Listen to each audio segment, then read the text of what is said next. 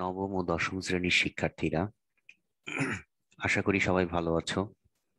আজকে তোমাদের পদার্থবিজ্ঞান বইয়ের শব্দ ও তরঙ্গ অধ্যায়ের শব্দের প্রতিধ্বনি সম্পর্কে বিস্তারিত আলোচনা করব। আশা করি সবাই ক্লাসটি মনোযোগ সহকারে দেখবে এবং আশা করি আজকের ক্লাসটি মনোযোগ সহকারে দেখলে শব্দের প্রতিধ্বনি এবং শব্দের প্রতিধ্বনি সম্পর্কিত সকল প্রশ্নের সমাধান সঠিকভাবে করতে পারবে। তো আসো, আজকের ক্লাসটা হচ্ছে শব্দের প্রতিধ্বনি নিয়ে। তো আজকের ক্লাস শেষে আমরা যে বিষয়গুলো সম্পর্কে জানতে পারবো তা হলো শব্দের প্রতিফলন, শব্দের প্রতিধ্বনি, শব্দানুভূতির স্থায়িত্বকাল, শব্দের প্রতিধ্বনির ক্ষেত্রে উৎস ও প্রতিফলকের মধ্যবর্তী দূরত্ব, প্রতিধ্বনি শুনতে পাওয়ার ন্যূনতম সময় ব্যবধান কত, এই বিষয়গুলো আমরা জানবো। এবং তাপমাত্রার সাথে শব্দের বেগের সম্পর্কটা কি, এই 6টি বিষয় আজকে আমরা বিস্তারিত আলোচনা করব। তো প্রথমেই আসো, শব্দের প্রতিফলন, শব্দের প্রতিধ্বনি, শব্দানুভূতির স্থায়িত্বকাল, শব্দের প্রতিধ্বনির ক্ষেত্রে উৎস প্রতিফলকের দূরত্ব, বিষয়গুলো ধাপে ধাপে আলোচনা করব। চিত্র হিসেবে দেখো, চিত্রে আমি দেখতে পাচ্ছি একটা বালক কি করছে। একজন বালক হাততালি দিচ্ছে এবং সে শব্দ তৈরি করছে। সেই শব্দটা মাধ্যমের মধ্যে দিয়ে কি হচ্ছে, মাধ্যমের মধ্যে দিয়ে সামনের দিকে অগ্রসর হচ্ছে। এবং এইখানে কিন্তু একটা আমরা দেখতে পাচ্ছি কি, এখানে একটা,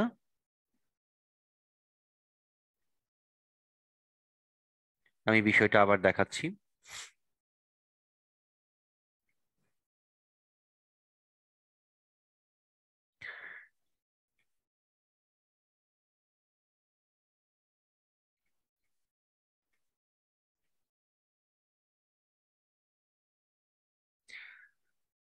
তো যে বিষয়টা দেখছিলাম, যে একটি বালক শব্দ উৎপন্ন করছে এবং সেই শব্দটা কি হচ্ছে, একটা মাধ্যমের মধ্যে দিয়ে অগ্রসর হয়ে আবার কি হচ্ছে, সামনে বাধা পেয়ে আবার বিপরীত দিকে ফিরে আসছে, আবার বিপরীত দিকে ফিরে আসছে। ওকে,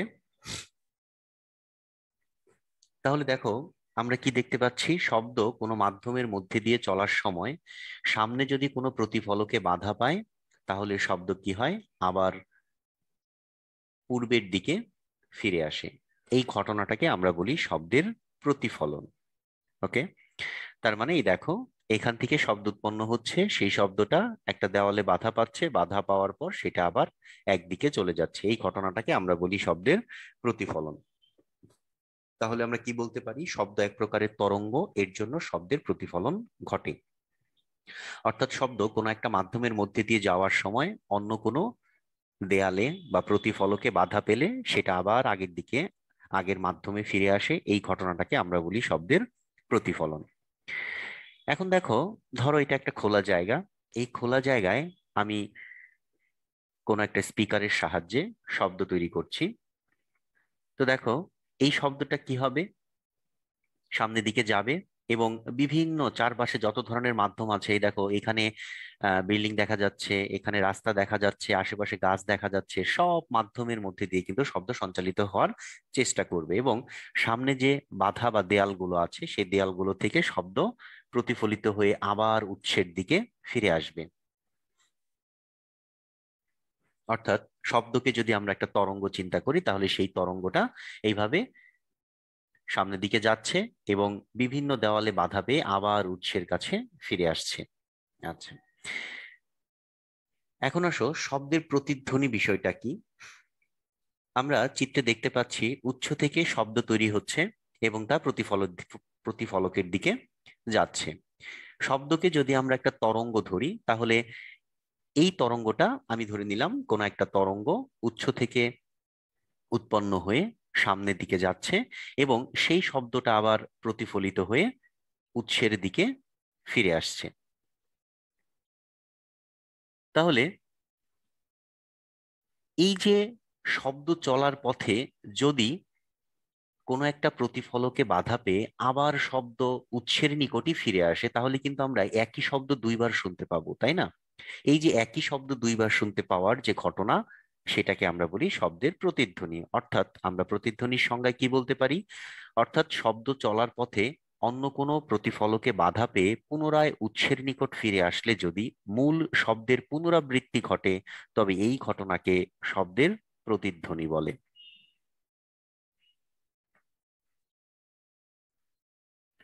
এরপরে আসো, এই যে শব্দের প্রতিধ্বনি আমরা শুনতে পাবো, এই শব্দের প্রতিধ্বনি শুনতে পাওয়ার জন্য একটা বিষয় আমাদের মস্তিষ্কে ঘটে থাকে। সেটা হচ্ছে যে আমরা যখন একটা সংকেত মস্তিষ্কে নিয়ে যাই, অথবা মস্তিষ্ক যখন একটা সংকেত গ্রহণ করে, তখন সেই সংকেতের কিছু একটা সময় পর্যন্ত তার রেশ আমাদের মস্তিষ্কে থেকে যায়।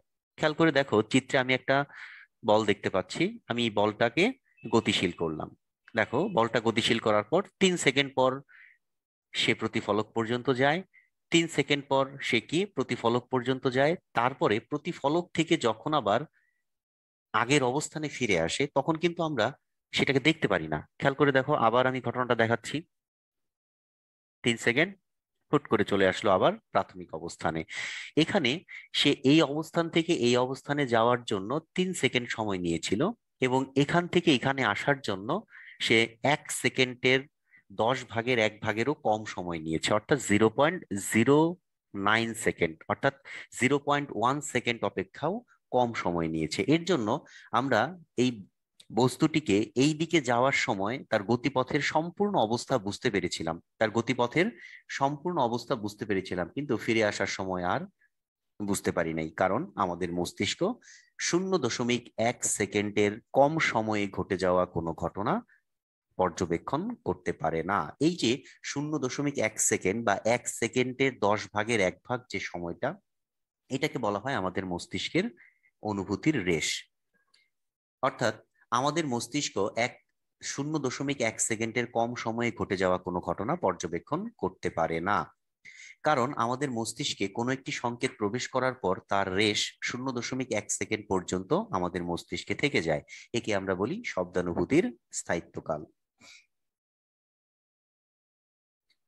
দেখো, এবারের চিত্রে আমরা দেখতে পাচ্ছি এই যে তরঙ্গ, এই তরঙ্গ শব্দের উৎস থেকে প্রতিফলিত হয়ে আবার উৎসের নিকট ফিরে আসছে, এবং আমরা এখানে দেখাচ্ছি যে উৎস এবং প্রতিফলকের মধ্যবর্তী দূরত্ব কত, এক্স। তাহলে দেখো তো, শব্দ এখানে উৎপন্ন হওয়ার পর প্রতিফলকে বাধা পেয়ে আবার উৎসের নিকট ফিরে আসতে টোটাল কতটুকু দূরত্ব অতিক্রম করছে? x+x, অর্থাৎ যাচ্ছে এক্স দূরত্ব এবং আসতেছে এক্স দূরত্ব, অর্থাৎ সে 2x দূরত্ব অতিক্রম করছে।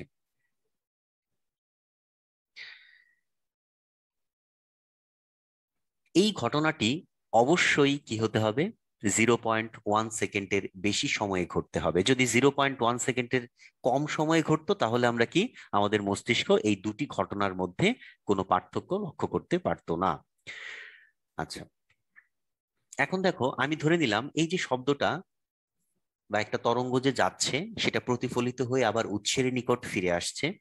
এখানে যে মাধ্যমের মধ্যে দিয়ে শব্দটা যাচ্ছে তার বেগ ধরে নিলাম ভি, অর্থাৎ এক্ষেত্রে ভি বেগে শব্দটা সামনের দিকে যাচ্ছে। অর্থাৎ খেয়াল করে দেখো, আমি যদি এখানে লক্ষ্য করি যে শব্দের এখান থেকে এই পর্যন্ত যেতে টি সময় লাগে, তাহলে টি সময়ে শব্দটি কত দূরত্ব অতিক্রম করবে? আমরা জানি শব্দ কিন্তু একটা মাধ্যমের মধ্যে দিয়ে সমবেগে সামনের দিকে প্রবাহিত হয়, অর্থাৎ এক্ষেত্রে কোনো ত্বরণ নেই। তাই আমরা শব্দের অতিক্রান্ত দূরত্বের সমীকরণটা আমরা কিভাবে লিখবো? s=vt, যেহেতু এখানে ত্বরণ নেই। এবং আমরা পূর্বের আলোচনা থেকে কি দেখলাম, এখানে শব্দ কতটুকু দূরত্ব অতিক্রম করে? x+x, অর্থাৎ 2x, অর্থাৎ s এর মানটা আমরা 2x লিখতে পারি। তাহলে 2x=vt, অর্থাৎ x=vt/2।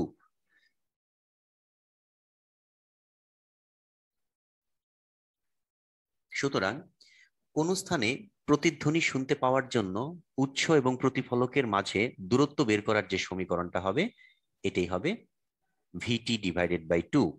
vt/2, এটা হচ্ছে কোন একটা স্থানে শব্দ উৎপন্ন করলে আমরা প্রতিধ্বনি শুনতে পাবো কিনা সেটা বের করার সমীকরণ। আচ্ছা, এরপরে আমরা এই চিত্রটা লক্ষ্য করি। খেয়াল করো, একজন বালক মুখ থেকে শব্দ উৎপন্ন করতেছে এবং সেই শব্দটা কত সেকেন্ড পর ফিরে আসছে দেখো, 0.5 সেকেন্ড পর। আবার ভালো করে লক্ষ্য করি আমরা, শব্দটা উৎপন্ন করার পর দেওয়ালে প্রতিফলিত হয়ে সেটা 0.5 সেকেন্ড পর ফিরে আসছে। তাহলে এটা কি 0.1 সেকেন্ডের বেশি সময়ে ফিরে আসছে, অর্থাৎ সে দুটি শব্দ আলাদাভাবে শুনতে পাবে, অর্থাৎ সে প্রতিধ্বনি শুনতে পাবে। এক্ষেত্রে কি হচ্ছে দেখো, আমরা জানি শব্দ কোনো একটা মাধ্যমের মধ্যে দিয়ে এক স্থান থেকে অন্য স্থানে সঞ্চালিত হয় বায়ুর কণাগুলোর সংকোচন ও প্রসারণের মাধ্যমে। এই যে এই সংকোচন এবং প্রসারণের মাধ্যমে শব্দ সামনের দিকে অগ্রসর হচ্ছে বায়ুর মধ্যে দিয়ে, এবং এই শব্দটা তার মুখ থেকে, এটা হচ্ছে উৎস, মুখ থেকে প্রতিফলকে যাচ্ছে এবং প্রতিফলক থেকে আবার মুখে ফিরে আসতে 0.5 সেকেন্ড সময় লাগছে। এবং আমরা জানি সময়ের মানটা 0.1 সেকেন্ডের বেশি হলেই আমরা প্রতিধ্বনি শুনতে পাই। অর্থাৎ শব্দ প্রতিফলিত হয়ে পুনরায় উৎসের কাছে 0.5 সেকেন্ড পর ফিরে আসছে, এক্ষেত্রে প্রতিধ্বনি শোনা যাবে। এক্ষেত্রে আমরা একটু লক্ষ্য করি, একজন লোক কোন একটা কূপের উপরে দাঁড়িয়ে শব্দ উৎপন্ন করছে এবং এই শব্দটা পানির উপরিতলে প্রতিফলিত হয়ে আবার তার নিকট ফিরে আসছে, এবং এই ক্ষেত্রে আমরা দেখতে পাচ্ছি 0.1 সেকেন্ড, ঠিক 0.1 সেকেন্ড সময় লাগছে।